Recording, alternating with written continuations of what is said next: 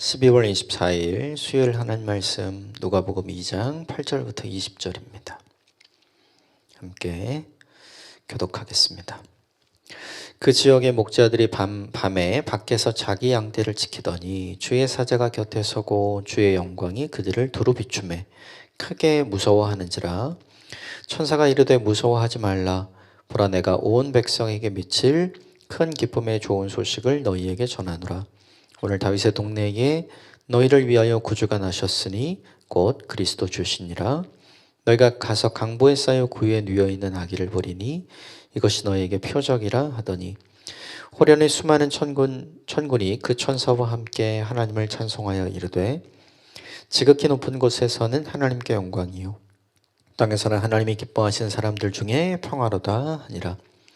천사들이 떠나 하늘로 올라가니 목자가 서로 말하되, 이제 베들레헴으로 가서 주께서 우리에게 알리신 바 이 이루어지는 일을 보자 하고 빨리 가서 마리아와 요셉과 구유에 누인 아기를 찾아서 보고 천사가 자기들에게 이 아기에 대하여 말한 것을 전하니, 듣는 자가 다 목자들이 그들에게 말한 것들을 놀랍게 여기되 마리아는 이 모든 말을 마음에 새기어 생각하니라. 목자들은 자기에게 이르던 바와 같이 듣고 본 그 모든 것으로 인하여 하나님께 영광을 돌리고 찬송하며 돌아가니라. 아멘. 이것은 하나님의 말씀입니다. 성탄절 하루 전날이죠. 오늘 말씀 묵상은 우리가 잘 아는 목자들이 맞은 크리스마스, 그리고 그 목자들 때문에 자기에게 일어난 일이 우연이 아니라 말씀대로 이루어진 것을 확인하는 마리아의 모습이 본문에 나와요. 몇 가지만 같이 좀 본문 보고요. 전체적으로 내용을 같이 좀 보고 몇 가지만 좀 적용해 볼 것들 같이 적용해 보겠습니다. 목자들이 천사들의 안내를 받게 되고 다윗의 동네 베들레헴이죠. 거기에 주께서 보내시는 한 아기가, 큰 기쁨의 소식이 너희를 구할 구주가, 메시아 그리스도가 나셨다, 이런 이야기를 해주죠. 근데 10절을 보시면 같이 읽읍시다. 시작. 천사가 이르되 무서워 말라. 보라, 내가 온 백성에게 미칠 큰 기쁨의 좋은 소식을 너희에게 전하노라. 여기 나오는 너희는 8절에 나오는 목자들이죠. 들판의 목자들.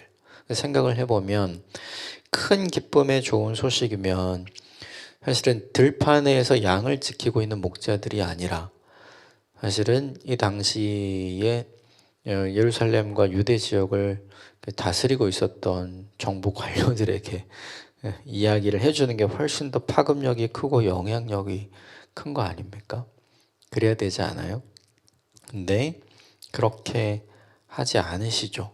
그러니까 우리의 방식, 우리의 생각과 하나님의 방식과 하나님의 생각이 전혀 다른 거죠. 구주가 나셨다고 이야기를 해요. 그러면서 표적 사인을 하나 줍니다. 그게 12절에 같이 봅시다. 시작. 너희가 가서 강보에 쌓여 구유에 누워있는 아기를 보리니 이것이 너희에게 표적이라 하더라. 여기 보면 아기를 낳아서 이제 아기를 쌓은 천, 강보죠. 근데 그 천에 쌓여있는 아기가 어디 있냐면 구유에 있다. 그렇게 모이통이잖아요. 근데 생각을 해보면 상식적으로 아이를 낳은 부모는 그러니까 자기들이 있는 환경이 가장 깨끗한 곳에 아이를 놓게 돼요. 그런데 지금 여기는 그렇지가 않잖아요. 생각을 해보면 그 아이를 놓을 수 있을 만한 곳이 없는 거예요. 그러니까 이게 제일 깨끗한 곳은 아니지만 그 지금 마리아와 요셉과 그다음에 이 아기 예수가 있는 요 현장에서 그나마 제일 나았던 곳, 그게 어디였냐면 구유. 그럼 생각을 해보면 다른 데는 얼마나 더 지저분했다는 얘기예요. 그러니까 사실 말하자면 최악의 환경인 거죠. 그럼 되게 중요한 게 있어요.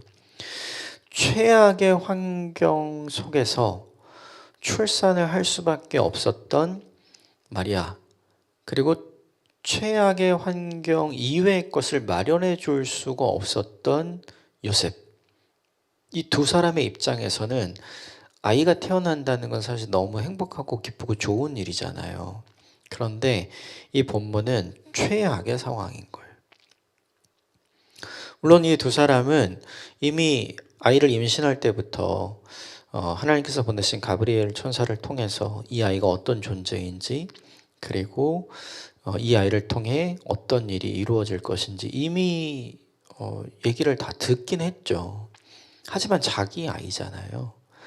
자기 아이를 이런 곳에서 낳을 수밖에 없는 상황이다 생각을 하면 너무나 절망스러운 거죠.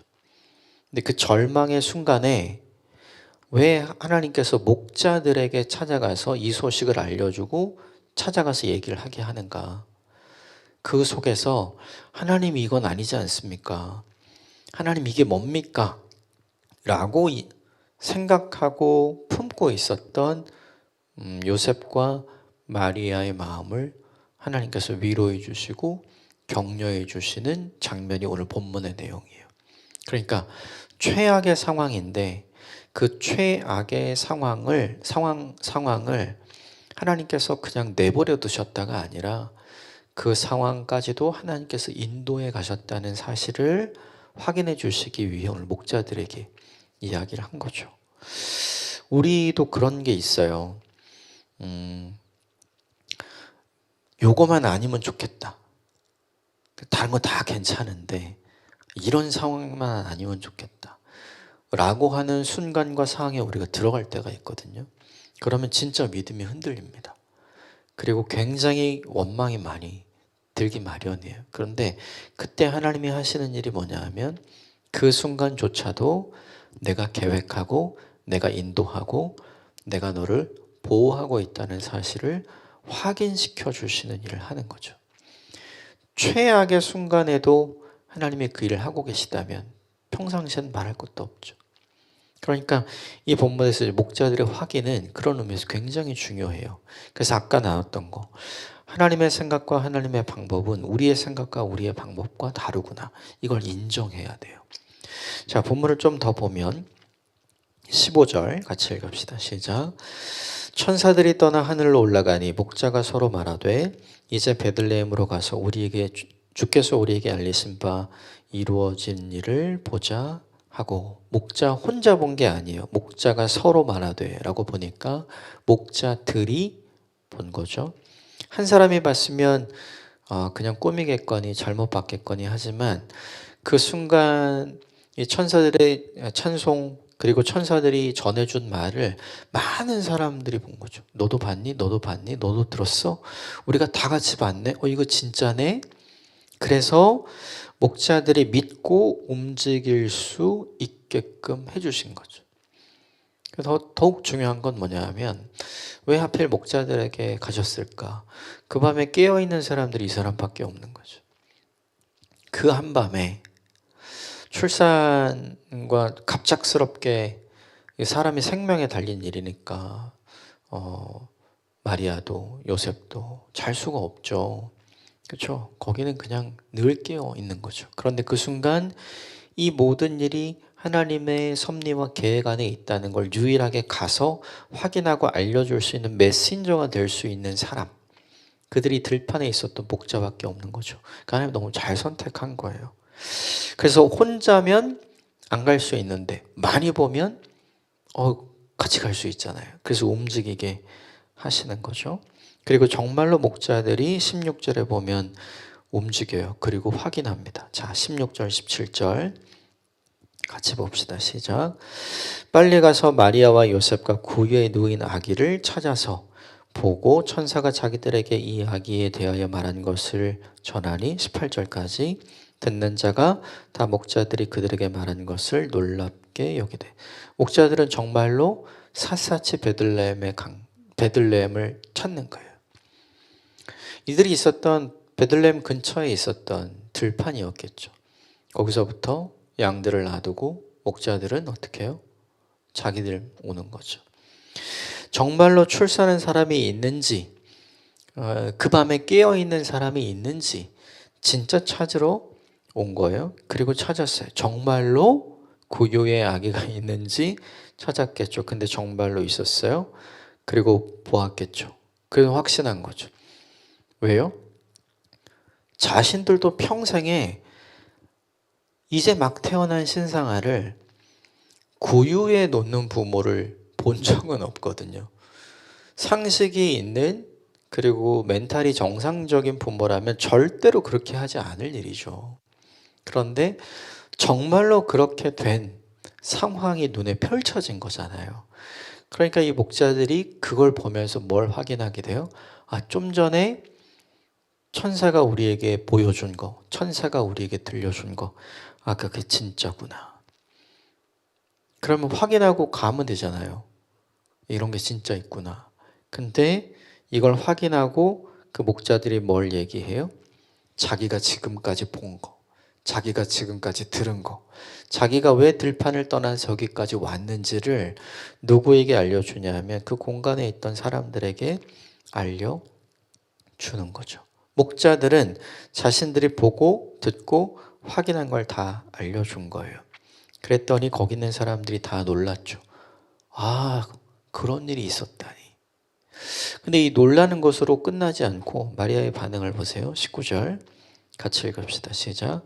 마리아는 이 모든 말을 마음에 새기어 생각하니라. 아까 말씀드렸죠. 이 현실이 제일 힘든 사람은 누구예요? 마리아와 요셉.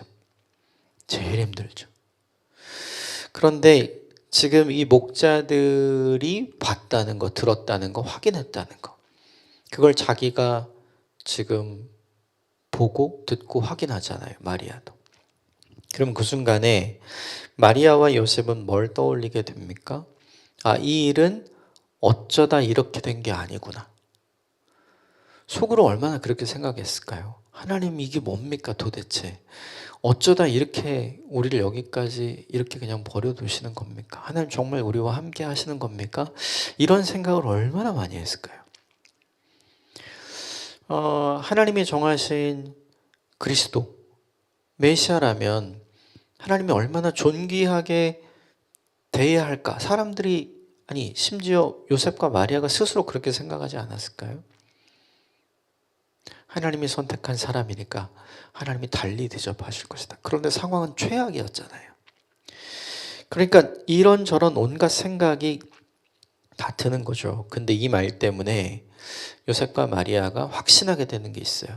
그게 뭐냐 하면 하나님은 하나님의 일을 하시는구나.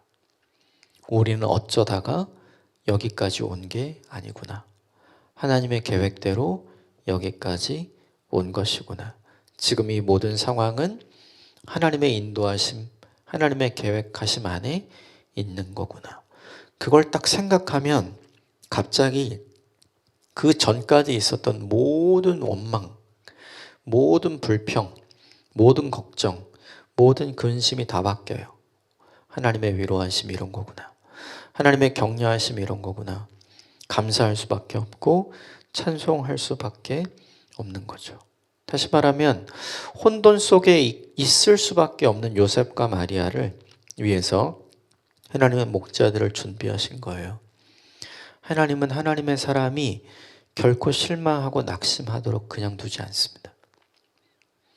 하나님의 사역에 동참하고 있는 사람이 자기가 하고 있는 일 때문에 하나님을 원망하고 돌아서도록 그냥 놔두지 않으세요. 그의 마음을 회복하시고 그의 마음을 위로하고 격려하십니다. 최악의 상황이지만 그 상황도 하나님께서 디자인하신 상황임을 받아들이게 하는 거죠. 그러면 되게 중요한 게 있죠. 20절 마지막으로 보면 같이 읽읍시다. 시작. 목자들은 자기에게 이르던 바와 같이 듣고 본 그 모든 것으로 인하여 하나님께 영광을 돌리고 찬송하며 돌아가니라. 최악의 밤이 뭘로 바뀌어요? 최고의 밤으로 바뀌는 거죠. 찾아왔던 목자들 때문에. 원망의 밤이 찬송의 밤으로 바뀌고 불평의 밤이 감사의 밤으로 바뀌고요. 그리고 흔들리는 믿음의 밤, 그게 오히려 더 믿음이 견고해지는 밤이 되는 거죠. 역전, 이건 우리가 만드는 게 아니에요. 반전, 이것도 우리가 만드는 게 아닙니다. 어제 본문 이사야 9장에 나오잖아요. 흑암이 머물고 사망의 그늘진 땅이 빛으로 인해서 바뀌는 것, 그거 그들이 하는 게 아니라 주께서 하시는 거잖아요. 연약하고 무능하고 아무것도 할 수 없었던 약했던 그들을 하나님의 전능하심을 경험하게 하고 창성하게 하시고 강하게 하시며 즐거움을 주시는 것, 그거 그들이 하는 게 아니잖아요. 하나님이 하시는 거잖아요. 결국 인생의 역전과 반전은 우리가 만드는 게 아닙니다. 그게 아니라 하나님이 주시는 거예요. 그럼 되게 중요한 게 있어요. 역전을 경험하기 위해서는, 즉 역전의 결과가 오늘 본문의 최고의 밤이잖아요. 그러면 그 전엔 뭐가 있어야 돼요? 최악의 밤이 있어야 되는 거죠. 바뀐 결과가 감사의 밤이잖아요. 그럼 그 전엔 뭐가 있어야 돼요? 원망의 밤이어야 돼요. 그 전에 바뀐 결과가 찬송의 밤이었잖아요. 이 밤이잖아요. 그러면 그 전에 뭐가 돼야 돼요? 불평의 밤이어야 되는 거죠. 이 사건 때문에 믿음이 견고하게 다시 세워지는 밤이 됐잖아요. 그럼 그 전은 믿음이 흔들리는 밤. 여러분 이걸 기억하셔야 돼요.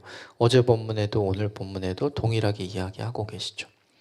우리가 무능할 때 주님의 전능하심을 경험하고, 우리가 약할 때 주님의 강하심을 경험하고, 우리가 슬플 때 주님의 즐거움을 경험하는 것처럼 마리아와 요셉이 경험했던 최악의 밤, 원망의 밤, 불평의 밤, 믿음이 흔들리는 밤이 모든 것이 바뀌어지는 역사가 있었던 것, 하나님이 준비하신 목자들 때문이었잖아요. 결국 신앙 여정에서 가장 중요한 게 무엇인가? 어떤 순간에도 하나님의 계획은 있어. 이걸 인정하는 거예요. 왜 이렇게 됐어? 이게 아니라 어떤 순간에도 하나님의 인도하심과 하나님의 계획하심이 있어. 그래서 하나님이 반전을 주시고 역전을 주실 거야. 이 기대를 잃어버리지 않는 일이 우리에게 중요하죠. 이걸 우리에게 적용하는 하루가 되었으면 좋겠어요. 성탄절이 그런 거죠. 진짜 흑암의 땅에 빛이 비추는 놀라운 역사. 진짜 연약한 자의 땅에 전능하신 하나님이 오시는 진짜 반전과 역전의 역사가 있는 날이잖아요. 우리 인생에도 그런 날이 반드시 오게 될 줄 믿습니다. 상황 때문에, 현실 때문에 그것만 보지 마십시오. 그러면 원망하게 되고 불평하게 되고 자기 인생을 최악으로 여기게 돼요. 그러나 하나님의 계획은 그렇지 않다는 거, 오늘 본문이 너무나 선명하고 분명하게 보여주죠. 우리 인생에도 하나님의 계획을 우리에게 확인시켜줄 우리 인생에 찾아오는 들판의 목자들처럼 하나님이 보내주시는 사람들이 있어요. 그 사람들이 전해주는 메시지 때문에 놀라기만 하지 말고 오늘 마리아처럼 가슴에 새기고 생각하는 오늘 하루가 되고 우리 인생이 되길 바랍니다. 함께 기도하겠습니다.